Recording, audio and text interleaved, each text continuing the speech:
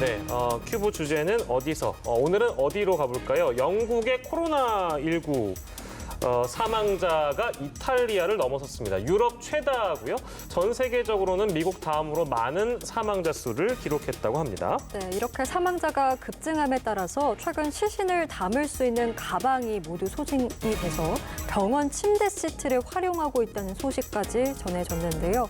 영국 런던에서 살고 계신 황형식 목사 전화 연결해서 자세한 현지 상황 살펴보도록 하겠습니다. 목사님 나와 계십니까?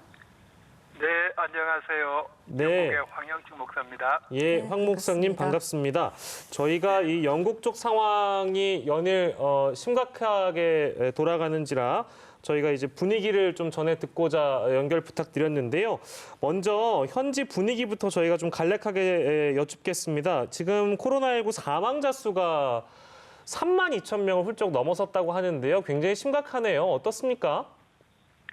네, 이곳에서도 이해할 수 없다는 분위기입니다. 예. 사실 초기에는 코로나19에 대해서 대응하는 영국 정부나 국민들의 분위기를 보면서 한인들은 우려를 많이 했습니다. 한국은 근래에 사스와 메르스 바이러스 사태를 겪으면서 바이러스의 전염성을 알고 민첩하게 대응해 올 수 있었지만 영국은 그런 경험이 최근에는 없었습니다. 역사적으로 패스트라는 역사적인 사건은 있었지만 최근에 없었기 때문에 설마 할 수밖에 없었지요. 예. 현재 사망은 병원과 양로원에서 대부분 일어나고 있다고 보면 되겠습니다. 네, 지금 이렇게 사망자가 급증을 하다 보니까 앞서도 설명을 해드렸지만 시신 가방이 이제 소진이 돼서 상당수의 병원이 시체를 감쌀 때 침대 시트를 활용하고 있다라는 소식까지 저희가 전해 들었는데 상황이 좀 저희가 느꼈던 것보다 더 심각한 것 같습니다. 네, 영국은 본래 장례식 때 리무진을 이용하지요. 관도 가격마다 다르지만 대부분 좋은 관을 사용합니다. 그런데 코로나19으로 인한 사망자 수가 너무 급증하다 보니까 시신 가방이 다 소진될 만큼 사람들이 많이 죽었다고 알려지고 있습니다.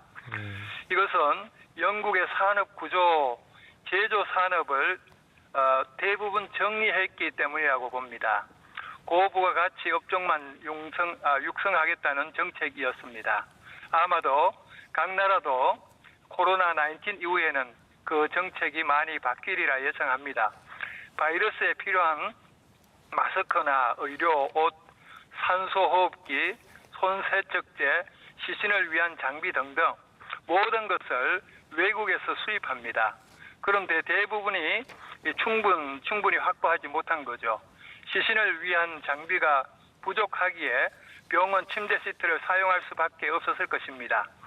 산소호흡기의 중요성을 인식하고 유명한 롤스로이스 자동차 회사에 의뢰해서 산소호흡기 제조를 가동시켰다는 뉴스도 접했습니다. 다행히 코로나19 감염 의심이 있는 자들은 111로 전화를 먼저 해서 1차 처방을 받고 아주 심할 경우에 입원토록 했습니다. 그 결과 NHS가 바빠서 다 처리 못할 텐데 이런 1차 처방을 통해서 좀 수월할 수 있었고 정부가 이동통신 제한령 등의 봉쇄 조치를 함으로 인해서 전염병 막는 데 큰 도움이 됐다라고 여겨집니다. 예. 그리고 저희가 영국 존슨 총리 얘기를 저희가 좀 해볼까 하는데, 그 감염, 지금은 이제 괜찮습니다만, 감염 당시에 굉장히 분위기가 심각했다고 저희가 전해 들었습니다. 그때 당시 상황이 어땠습니까? 네. 존슨 총리가 코로나 걸렸으니까, 예. 뉴스에 알려졌겠지만, 걱정을 크게 하지 않았습니다. 처음에는. 아, 예. 총리 자체가 55세로 아직 젊고 예. 건강한 체구를 가졌고 그리고 그의 주변에는 최고의 의료진이 있기 때문에 크게 심각하게 생각하지 않았습니다.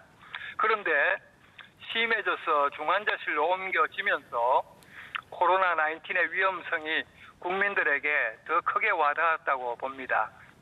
존슨 총리가 세인트 토마스 병원 중환자실에 입원해서 집중 치료 받게 되자 비상계획을 가지고 있었다고 매스컴에 보도가 나왔어요.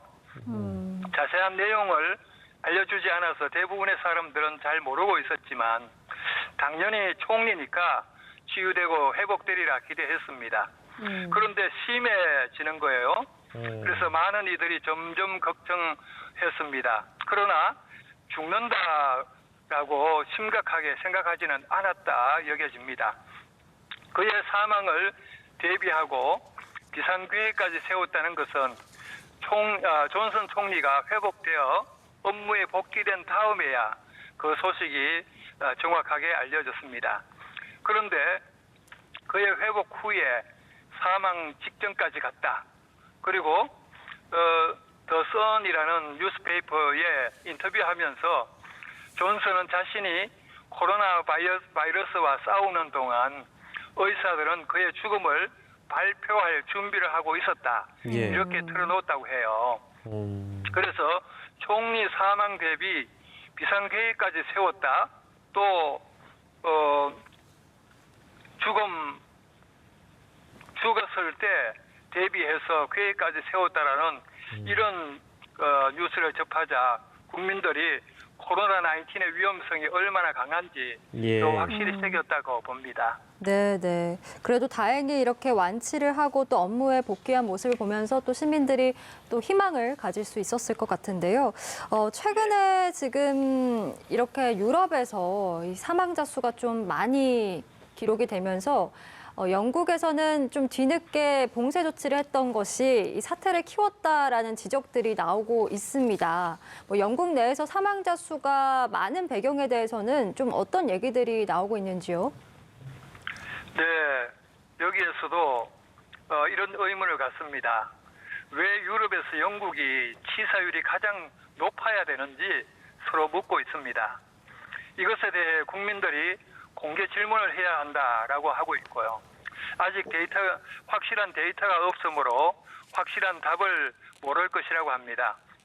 NHS가 국영의료원이기 때문이 아니라 아주 훌륭한 의료 시스템인데 경험 부족으로 바이러스에 대한 대처 방법이 준비되지 않았던 것이 문제라고 여겨집니다.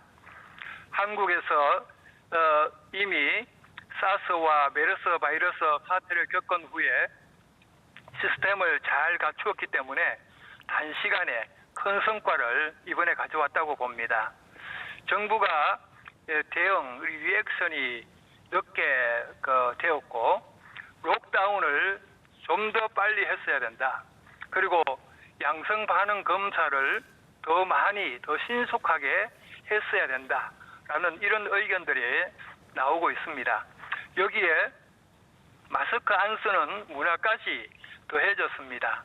더 나아가서 초기에 바이러스에 대한 국민들의 잘못된 이해도 바이러스를 너무 가볍게 여긴 것도 한 요인으로 보여지고요.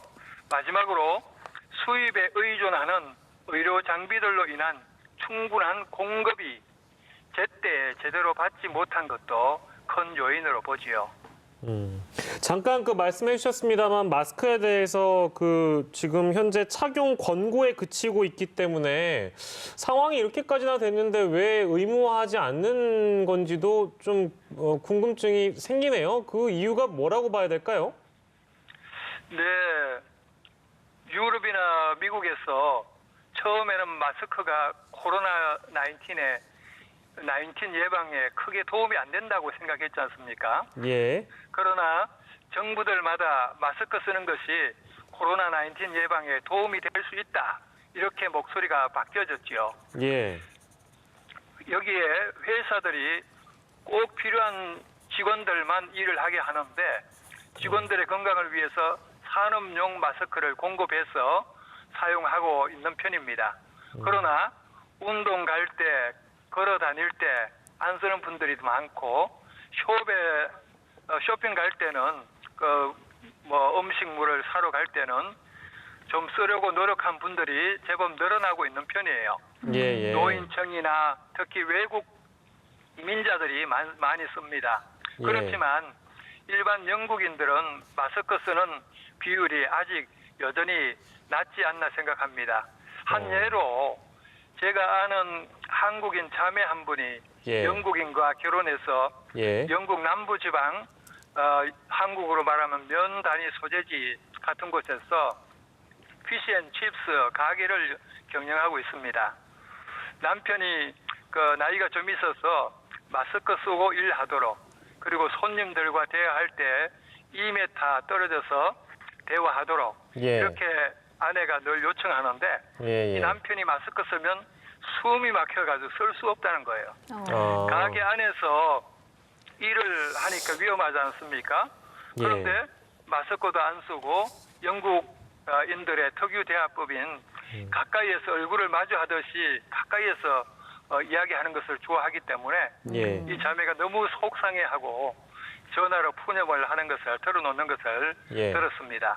네. 이처럼 영국은 마스크를 100% 외국에서 수입하고 그로 말미암아 공급에 어려움들이 많습니다. BBC의 존슨 총리도 록다운이 끝나면 이 마스크가 부족하니까 의료진을 위해서 이 목도리를 이용해서 얼굴을 막는 것이 좋겠다. 그리고 런던 시장 시디크 칸 시장님도 메디컬 마스크는 의료진들을 위해서 일반 사람들은 가능한 목도리 사용하는 것이 좋겠다라고 종용하고 있는 이런 상황입니다. 네, 마스크 공급도 문제지만 일단 마스크에 익숙하지 않은 분위기도 문제다라는 얘기시네요. 뭐 여러 가지 일단 부작용들이 있기 때문인지 일단 영국에서는 다음 주부터 이 코로나19 봉쇄령을 완화할 것이다라는 전망이 나오고 있더라고요. 여전히 그럼에도 불구하고 확진자 수도 급증하고 있고 사망자도 지금 유럽 내 최다를 기록하고 있는데 이런 상황에서 봉쇄를 완화해도 될지 참 우려가 되거든요. 이에 대한 현지 분위기는 좀 어떻습니까? 예, 그렇습니다. 3월 23일부터 봉쇄 조치를 시행한 후에 4월 2일 날에 최고점 피크점을 찍었습니다. 그래서 그 이후부터 점점 좋아지고 있는 상태라고 지금 보지만 어제 그제인 5월 5일 날을 봐도 6,111명이라는 확진자가 생기고 어제도 6,400몇 명이죠. 6,111명, 6,000 뭐 이렇게 넘어가니까 예. 사망자 수도 649명 이런 여전히 위험한 상태인 것 같습니다.